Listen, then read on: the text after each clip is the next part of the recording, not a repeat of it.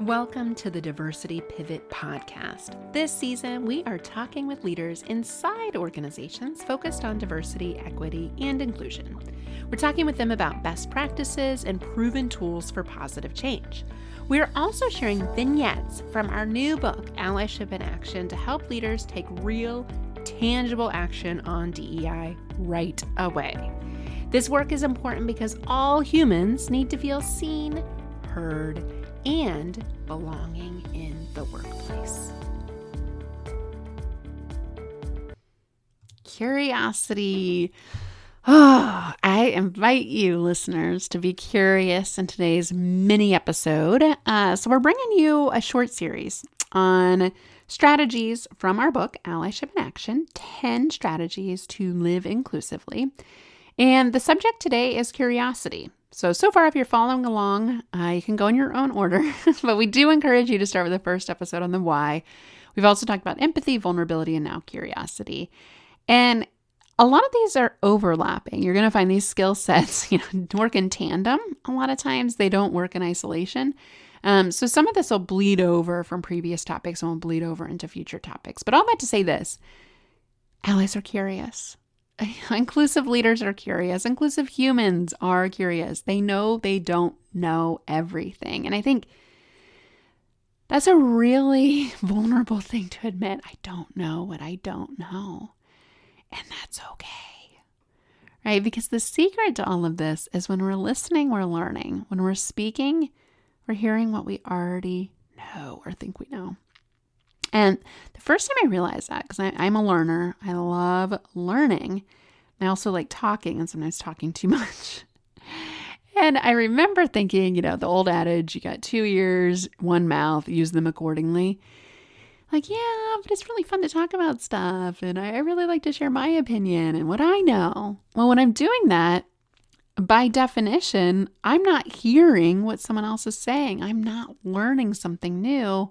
I'm just reinforcing something I think I already know.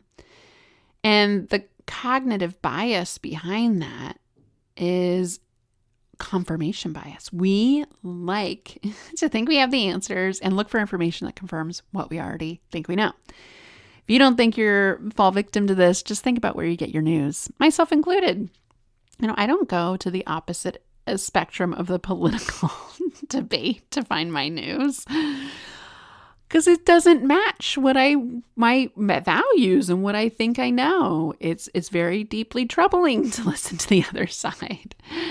But that's an element of curiosity, perhaps a challenging one, but just one example of confirmation bias. The other thing that prevents us from being curious is as we get older, our brains start to hardwire into our values, our belief systems, and really locks in on what it knows because it's saving the energy in our brain for complex things. There's a lot of stimuli. There's a lot going on in our world all the time, and our brain has to decide what's worthy of paying attention to. So it makes decisions, especially routine, seemingly easy decisions, autopilot. Right? That's the unconscious bias that we naturally bring. So as we go older, those pathways become deeper and deeper and deeper. This is why kids ask a lot more questions than adults do. And this is not something that has to be true. This is absolutely something you can train out of your brain to be curious. Things like meditation, journaling, self-reflection, spending some time really just not having a goal and thinking can help. And if you're like me, it is hard to quiet your brain to do that kind of thinking, but it's really important to building that curiosity. Questions is one of the techniques we talk about in Allyship in Action is questions are our friends as allies. If you don't understand something, don't assume you know.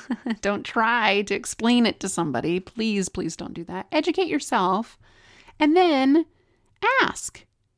Right? So if I wanted to make a connection with somebody in the LGBTQ plus community and I didn't know a lot about it, right? I wouldn't ask them to tell me when the Pride Parade was or what I needed to do or what book I needed to read. I would do some Google searching of my own and find reputable sources to find out more about those things. And then once I learn about those things, I might go to somebody I know and have some degree of trust with. And I might say, hey, I'm really curious to learn more about the LGBTQ plus community. I read a book, I listened to a podcast, I went to a parade. Here's what I don't understand, to be honest with you. Is it okay if I ask, could you share more with me about that? Right? And that feels fundamentally different than going to someone expecting them to educate you on all the nuances of their lived experience. So again, we want to have trust with somebody ideally, and we want to establish what we call bridges to them. And questions can be really great bridges, respectful questions. And I really like asking short questions as an ally. Sometimes we get really convoluted with our questions and we park in our assumptions into the questions and just use them to pressure test them, which again, our brain loves to do because our brain doesn't like to think it doesn't know something. And so asking questions like, what perspective are we missing here?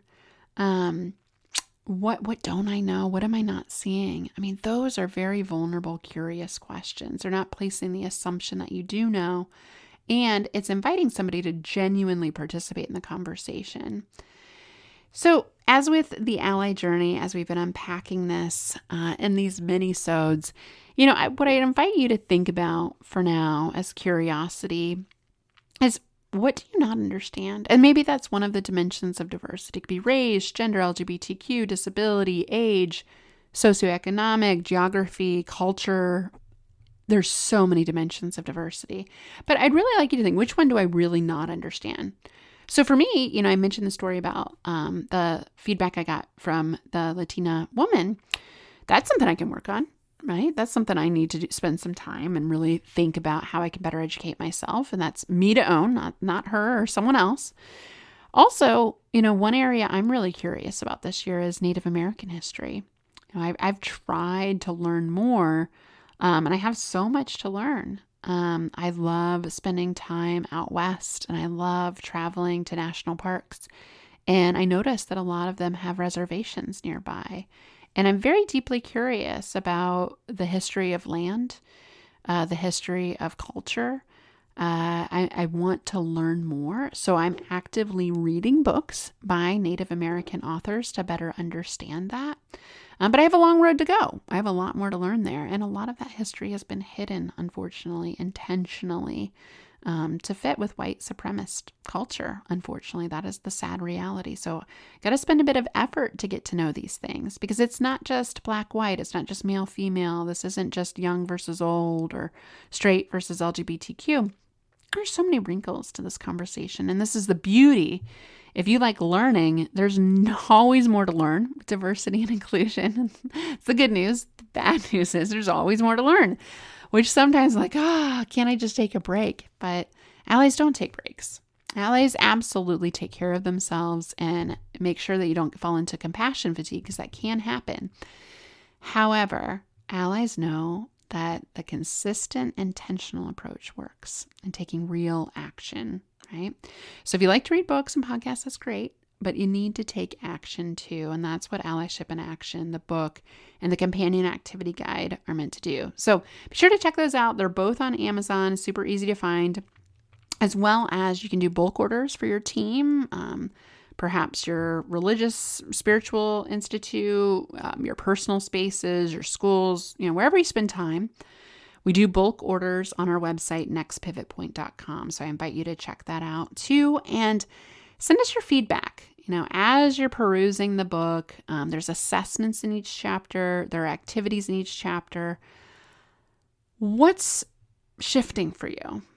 What are you learning? What are you unlearning? We would love to be a part of your journey. So send those to us at nextpivotpoint.com.